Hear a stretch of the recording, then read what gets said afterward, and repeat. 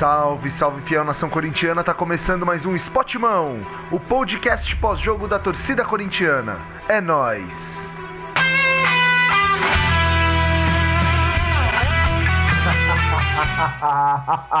Vamos Corinthians! Vai Corinthians! Fim de jogo na Neoquímica Arena, fim de jogo em Itaquera, Corinthians 2 por cada 0. Um gol para cada mundial de cada um dos clubes. Vamos lá. Partida importantíssima. Antes da gente falar sobre esse jogo de extrema importância para o restante da temporada do Corinthians, segue a gente no YouTube, segue a gente no Spotify e segue a gente no Instagram para ficar por dentro de todas as nossas opiniões, todos os nossos comentários, tudo que a gente tem aí a falar sobre o nosso Coringão. Bom, vamos lá. Partida extremamente importante. O Corinthians ele vinha aí de duas eliminações sofridas, duas eliminações doloridas para o time do Corinthians, até porque eram duas eliminações que facilmente a gente poderia ter convertido em classificação em vaga para a final. Diante do Flamengo, a gente um tropeço com um jogador a mais. Diante do Racing, um tropeço fora de casa num jogo que teoricamente estava controlado. E muitas críticas aí principalmente ao Ramon, né? O Ramon que eu fui um dos que defendi ele nesse período, embora eu não ache que ele tenha que continuar para o ano que vem, eu continuo defendendo que qualquer comentário sobre troca de técnico nesse momento é nocivo para o Corinthians. A gente precisa manter o foco, a gente precisa sair totalmente para começar a pensar em 2025. Começamos a caminhar nessa direção, mas ainda não está tudo 100% resolvido, tá? Mas vamos lá, vamos falar um pouco sobre algumas críticas tecidas ao Ramon, e algumas eu concordo. Primeiro que o Ramon ele chega no Corinthians com algumas convicções. O Ramon ele chegou no Corinthians com duas formações diferentes. Uma para jogar em casa, né, que era a famosa linha com 4 defensores, 2 zagueiros, 2 laterais, onde ele fazia uma linha com 3 volantes. Geralmente a gente tinha ali o Ranieri, o Bidon e o Alex Santana, né? Era esse o trio ali quando o Ramon chegou. Era esse o trio. Quando não tinha ainda o Alex Santana, até o Rian costumava jogar ali. E o Garro armando para Yuri e Romero, né? Então claramente era um 4-4-2 voltado aí para a ideia do losango, com 3 volantes, fechando a casinha, né? E foi uma formação que jogando em casa deu certo, e aí fora de casa a gente costumou jogar no 3-5-2. É uma formação que eu tenho minhas ressalvas quanto a ela, principalmente quando a gente joga com 2 laterais que não tem um cacuete ofensivo, mas também funcionava, né? Era uma formação que também funcionava legal na chegada do Ramon. Tanto que o Corinthians ele começa a se reerguer a partir dessas duas formações, dessas duas táticas. Só que com a chegada dos reforços, o Ramon ele muda o esquema de jogo dele. Ele passa a insistir nesse 4-3-3, né? Muito mais com característica de 2 abertos, com o Romero e o Thales, ou ora Romero, Yuri e Mendes. E o Corinthians ele não se achou nessa formação. Infelizmente é uma formação que eu particularmente gosto, mas o Corinthians ele não se achou nessa formação. E uma coisa que eu falo, um bom técnico, ele tem que saber jogar com o elenco que ele tem. E a partir do momento que o elenco mostra que não funciona nessa formação, não adianta ficar insistindo. E esse foi o grande erro do Corinthians nessas duas semifinais. O Corinthians contra o Flamengo jogou assim. E contra o Racing também teve aí essa bagunça tática, né? Só que aí eu vou entrar num outro ponto aqui, que muita gente também criticando o Ramon por conta das substituições, por conta de ter tirado o Garro, não colocar Garro e Coronado juntos para jogar. Eu até concordo que o Coronado tinha que ter mais minutagem de jogo, mas o foco sempre foi o Campeonato Brasileiro. E os últimos 3 jogos do Campeonato Brasileiro deixam isso muito evidente. O Corinthians nos últimos 3 jogos, ele fez 8 gols, se minhas contas não estiverem erradas, e tomou apenas 2. Tá? É claro que se a gente olha, tomou 2 gols em 3 jogos, é muita coisa? É, mas foi em um jogo só. São 2 jogos sem sofrer gols já no Campeonato Brasileiro nos últimos 3. Então são dados assim pequenos, mas que são relevantes diante da situação que o Corinthians está. E aí vamos falar um pouco sobre esse jogo, né? Esse jogo o Ramon ele volta com a ideia dos 3 zagueiros. A gente sabia que o time do Palmeiras ia vir para cima desde o primeiro minuto. O time do Palmeiras a gente sabe que é um time muito forte, é um time muito qualificado. Não é à toa que está aí na 2ª posição do Campeonato Brasileiro, não é à toa que vem conquistando títulos, empilhando títulos nos últimos anos. Tem um técnico que é muito estrategista, que é o Abel. Então a gente sabia dessa ofensividade do Palmeiras. E o Ramon fecha a casinha. O Ramon faz o que qualquer técnico em sã consciência tinha que fazer. 3 zagueiros, 3 volantes, 2 laterais. Ele fecha a casinha. Ele bota 8 caras ali, vira pro Garro e fala: Garro e Yuri Mendes, se virem aí na frente. Foi isso que ele fez. O Corinthians não tinha poder de saída nenhuma. O jogo chegou a virar ali uma pressão da organização palmeirense contra um time que jogava pelo contra-ataque. E jogava bem pelo contra-ataque. Porque o Corinthians chegou a criar chances antes mesmo de abrir o placar. O Corinthians chegou aí a ter pelo menos umas 2 ou 3 chances claríssimas de gol com o Yuri Alberto no primeiro tempo. Claríssimas. Não foram aquelas chances de uma bola que espirrou. Não. De jogadas construídas na base do contra-ataque. Uma ele estava impedido, que ele tentou encobrir o Everton. Outras 2, né? Ele tem ali a chance também de finalizar e acaba perdendo o gol. Mas o Corinthians jogava. A estratégia começa a se desenhar. Era se fechar, saber sofrer e jogar pelo contra-ataque. E aliás, que primeiro tempo absurdo do André Ramalho. Na minha opinião, um dos melhores jogadores do Corinthians no primeiro tempo, talvez perdendo apenas para o Hugo. Né? 2 jogadores de defesa. Para o Hugo que eu digo, o Hugo Souza, o goleiro. Apesar que o lateral também foi bem, vou falar um pouquinho sobre ele. Mas o André Ramalho e o Hugo Souza garantiram esse 0 no placar adversário. Foram 2 jogadores que no primeiro tempo se dedicaram ao máximo. O André Ramalho brigou até a última bola. E é esse o André Ramalho que a gente quer ver. É esse André Ramalho ligado no jogo. É esse André Ramalho focado em cada detalhe, em cada bola. E isso é o mínimo para quem joga no Corinthians.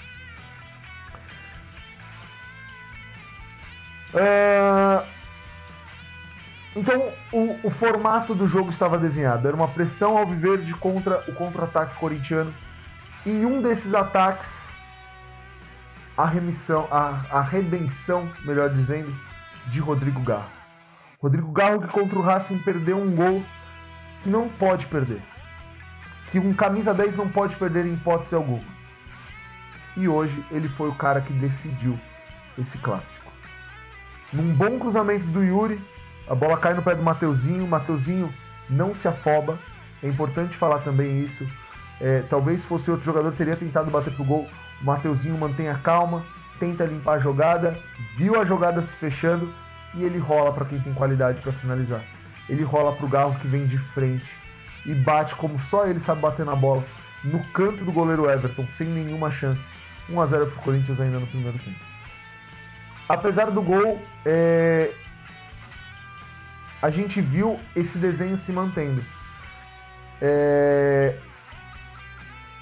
E aí no segundo tempo, no momento em que nós éramos atacados, nós éramos agredidos, brilha mais uma vez a estrela do Garro.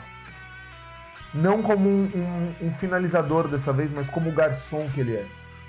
O Martínez corta a bola, o Garro dispara e manda uma bola enfiada na medida pro Yuri.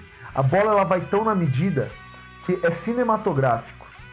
Ela sai do Everton, que vinha pro abafa, e ela simplesmente foge do Everton, caindo pro Yuri bater com um gol aberto. Um passe de cinema do Garro. Garro que foi tão criticado no último jogo. Garro foi tão criticado nos últimos jogos, ao ponto de muitas pessoas falarem que ele deveria comer banco. Só que eu quero lembrar a esses torcedores a fiel histeria, né? Como o Kaká costuma dizer, o Kaká, não o zagueiro, mas o Kaká do canal Povo Escolhido. Aliás, um abraço pro Kaká, sou seu fã.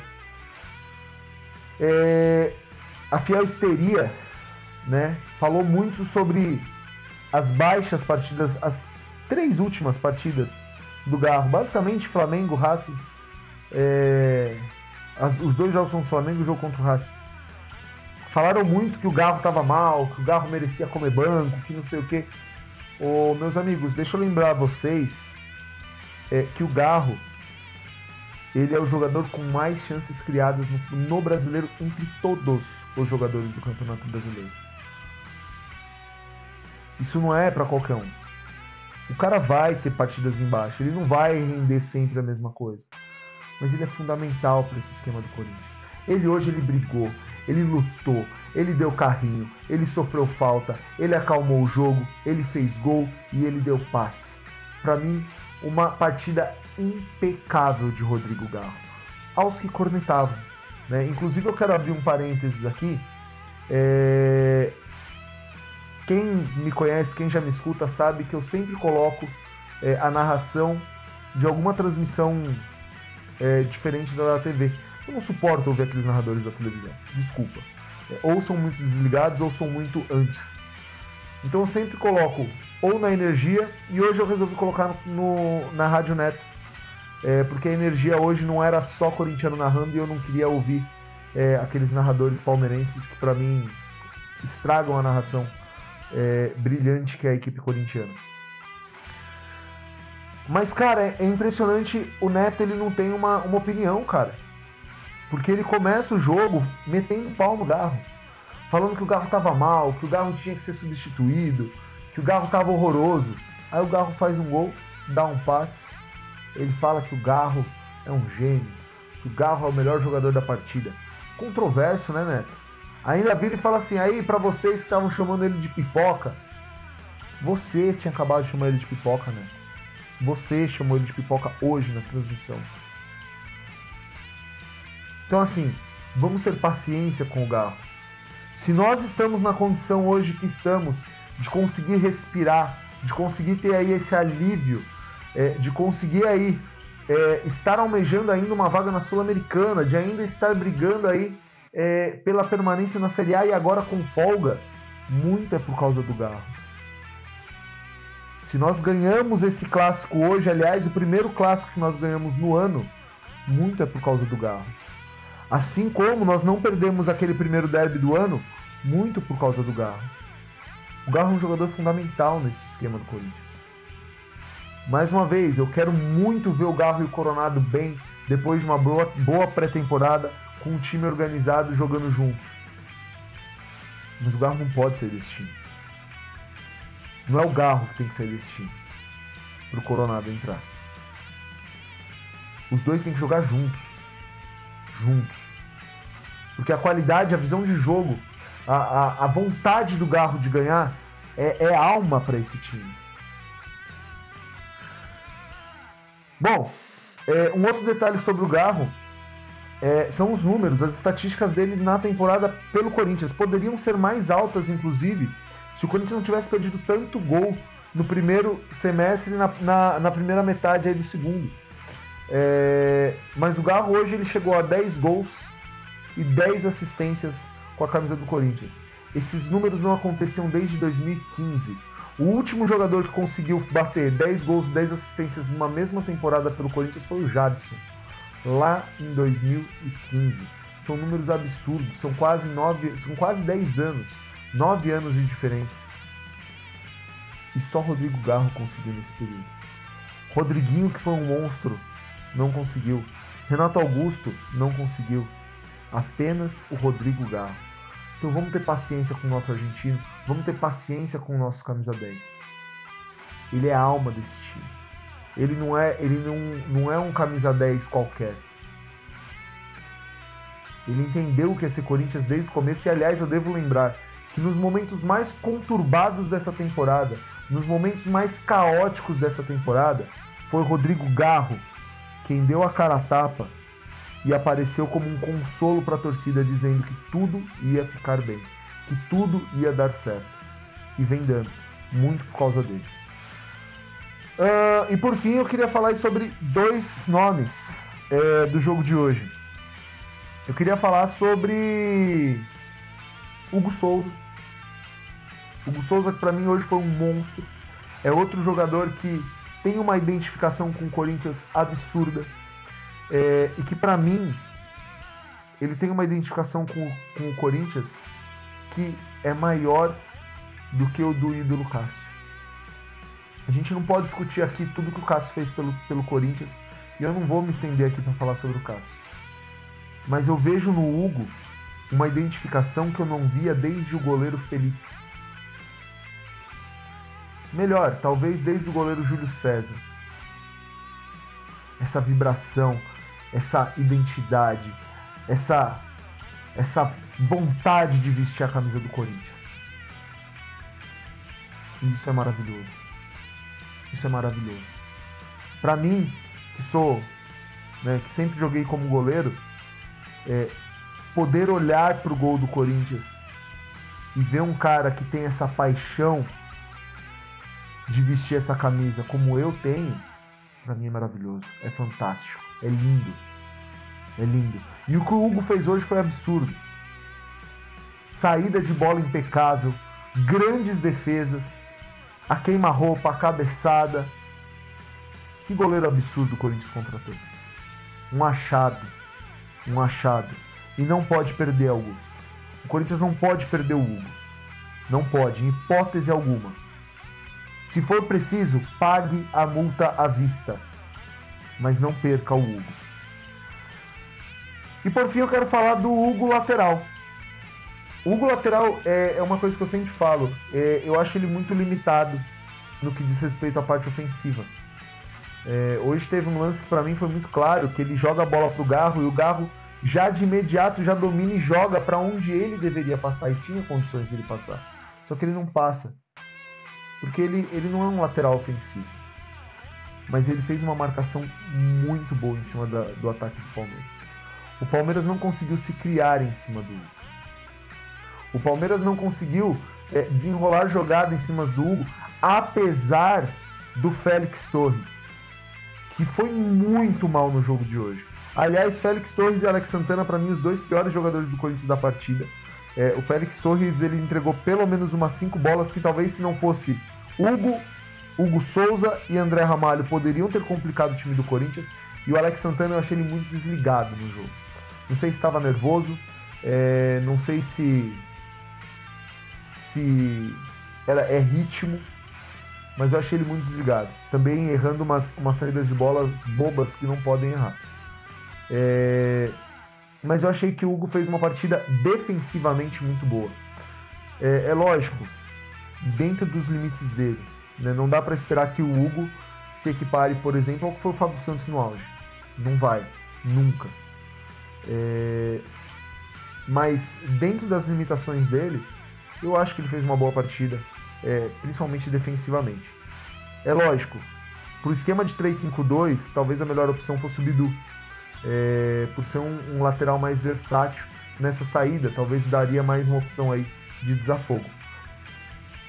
Mas méritos também do Hugo, que fez uma partida muito segura e garantiu essa vitória, né? Verdade seja dita, esse jogo ele valeu muito mais do que os 3 pontos, para ambas as equipes, na verdade, né? O Corinthians hoje ele tá aí, se eu não me engano, a 4 ou 5 pontos, eu vou até confirmar aqui para passar a informação certinha, mas agora a gente tem um jogo de vantagem, a gente tem um respiro, uma certa distância dessa zona tão incômoda que é a zona do rebaixamento.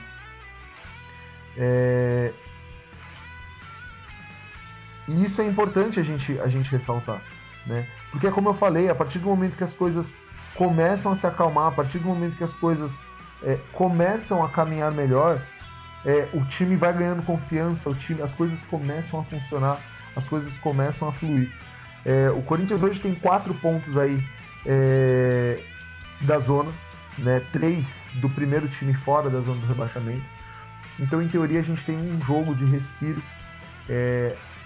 a gente tem uma rodada de respiro, e cada rodada que a gente conseguir agora de respiro vai ser muito importante, né? São 32 rodadas já passadas, faltam 6. Todas o Corinthians agora enfrenta times que estão nessa briga, basicamente aí Vitória, Criciúma, a gente ainda pega o Grêmio, o Vasco e o Cruzeiro. São todos times agora que estão da metade da tabela para baixo. Eu acho que o Corinthians tem totais condições agora de caminhar bem, de conseguir aí cada rodada após rodada, um alívio, um respiro cada vez maior. E quanto antes a gente conseguir deixar de vez esse assombro, melhor. Muito melhor. Tá? O Corinthians ele consegue começar a respirar novos ares. Algumas lamentações aí que a gente teve essa semana no que diz respeito à eliminação da Sul-Americana, né? A Sul-Americana que daria pra gente aí a vaga na Libertadores e consequentemente na Copa do Brasil. E muita gente já falando que o Corinthians já está fora, né, de qualquer possibilidade. Só que a gente olhando os números não é bem assim. Tá? Eu posso estar sendo muito esperançoso, eu posso estar sendo otimista demais, mas nós temos ainda aí 6 jogos, são 18 pontos em disputa. E o Corinthians está a 12 pontos do 7º colocado. Inclusive enfrenta ainda o 7º colocado. Posso estar sendo muito esperançoso? Posso. Tá? Eu posso estar sendo esperançoso demais. Mas de repente, né, a gente podendo olhar aí, talvez, um Botafogo campeão da Libertadores, ganhando uma vaga. Um Cruzeiro, de repente, campeão da Sul-Americana, ganha uma vaga. E o Flamengo, campeão da Copa do Brasil, que já ganha uma vaga, abrem algumas vagas ali para baixo da Libertadores. E numa dessas o Corinthians pode pescar alguma coisa. Tá? A temporada 2025 não acabou. É difícil. Mas a gente lutou até agora. A gente teve esperança do Corinthians de conseguir ares melhores ainda esse ano até agora. A esperança ainda não acabou. É lógico, o foco é se livrar de vez do rebaixamento, o foco é sair de vez de toda essa situação. Mas por que não? Por que a gente não pode olhar aí pra cima e de repente pensar aí que numas 5 posiçõezinhas aí pra cima, que não é nada impossível, dada a pontuação de cada time, por que a gente não pode sonhar? Ainda há esperança de ter uma temporada 2025 melhor. O Corinthians vai fazer uma reta final quase perfeita. Ganhar todos os jogos. Não é impossível. Não tem mais nenhum bicho-papão ali. Não tem mais nenhum bicho-papão no caminho do Corinthians agora até a reta final. Dá pra ganhar todos? Dá. Dá pro Corinthians ganhar todos e temos time pra ganhar todos. Então, vamos apoiar até o fim. Próximo jogo do Corinthians e Vitória. Jogo que acontece aí lá em Salvador, no sábado, dia 9, às 4h30. Jogo chave. Tá? Me arrisco dizer aí que se o Corinthians ganha esse jogo, a gente praticamente sela a nossa permanência. São 2 adversários diretos, né? O Vitória que está brigando aí com a gente desde muitas rodadas atrás, tem a mesma pontuação que a gente, então ganhar esse jogo, muito mais do que os 3 pontos, fazem o Corinthians arrancar, fazem o Corinthians deixar aí um adversário direto para trás, porque a pontuação é exatamente a mesma, o Vitória tem uma vitória a mais que a gente, faz a gente dá um salto na tabela,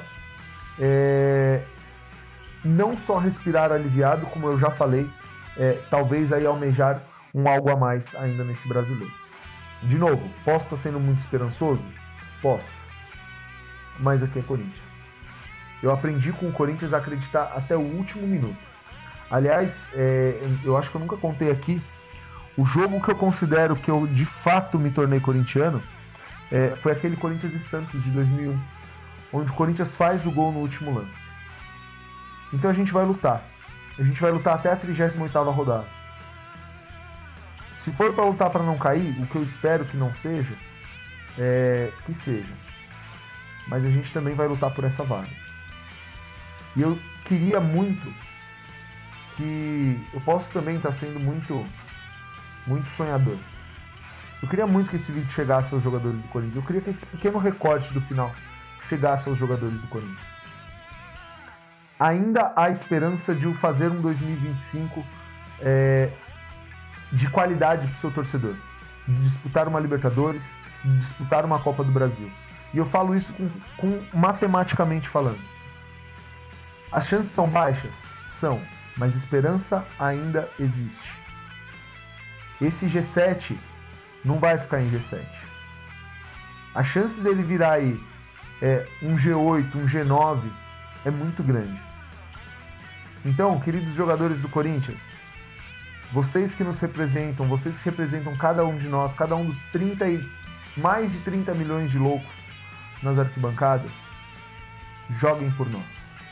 Honrem essa camisa. Nós estamos com vocês. Joga com raça, que a Fiel tá com vocês. Um abraço, é nóis. E vai, Corinthians!